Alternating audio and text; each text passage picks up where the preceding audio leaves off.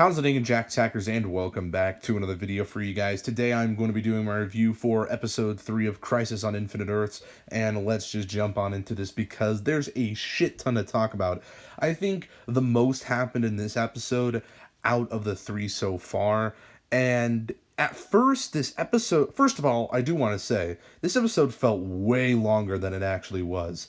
I don't know what it was about it, but this episode felt like a movie at times. Like, it just felt way longer than it was, which is kind of a good thing because at first, at the start of the episode, I was like, oh man, I started to get worried, quite frankly. I mean, at the end of the last episode, I thought it was an okay episode. Like, I thought it was fine. I didn't think it was amazing.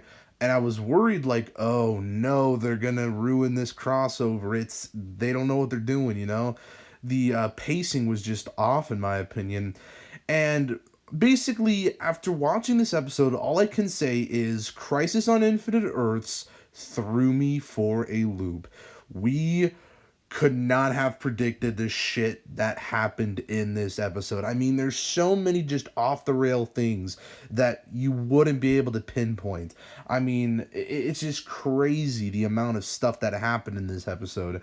And it was a good episode. It was a good episode. I don't know if it was the best. Like, episode 1, in my opinion, was really strong, but then episode 2 kind of ruined it.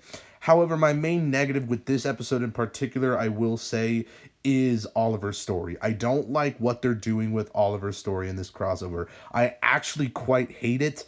Now he's like this. The way they did it was so weird. I mean, first of all, we did get the Lucifer crossover, or cameo, I should say, which was super cool. I don't watch Lucifer, but, you know, I've heard good things about it. I do want to watch it. And, you know, it was rumored that he was going to be in this crossover, and he made a little cameo, and they brought Constantine, Diggle, and Mia to Purgatory to get Oliver back to kind of retrieve his soul.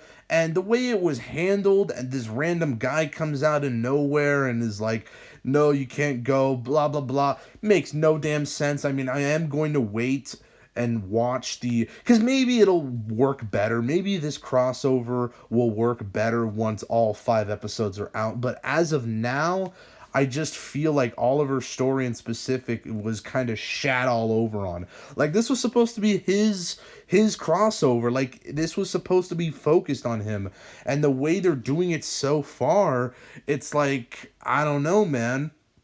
In terms of some other cameos, though, I do want to briefly go over. I thought Black Lightning's was awesome. Him coming in and his scenes with the Flash was really good stuff.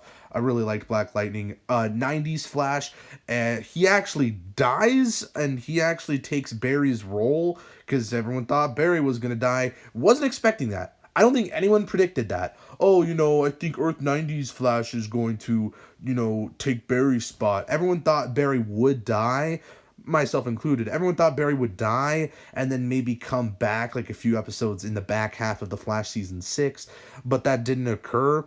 Or still could, I guess. You know, no, probably not.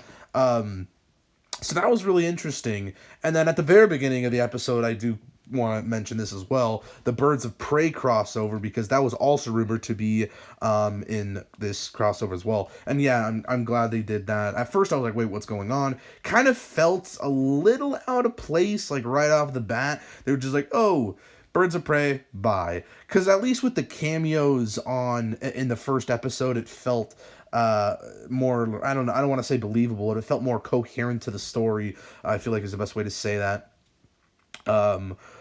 But yeah, I do like all the little cameos and stuff like that. And I also want to talk about the ending of this episode. Motherfuckers died. Motherfuckers went places. Lex Luthor did some shit. Holy hell. I mean, this episode, the more I think about it, is just crazy. Again, I don't know if it's better than episode 1, because episode 1 just felt, I know some people had issues with it. I don't know why, but me personally, I thought it was pretty good.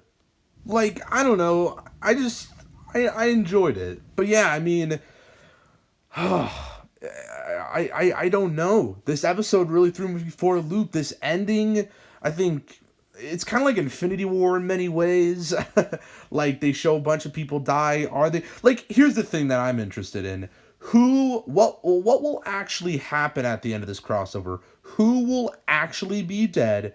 What will actually happen? Because the rest of the multiverse, forgot to mention this as well, is fucking gone apparently. Like, all of the multiverse is gone, even Earth 1. So everyone's basically dead? I mean, what is happening, man? I have no clue. And now we have to wait about a month till episode 2 and 4, or 2 and 4, episode 4 and 5. I'm fucking tired. I'm just I don't know, man. This episode really threw me for a loop.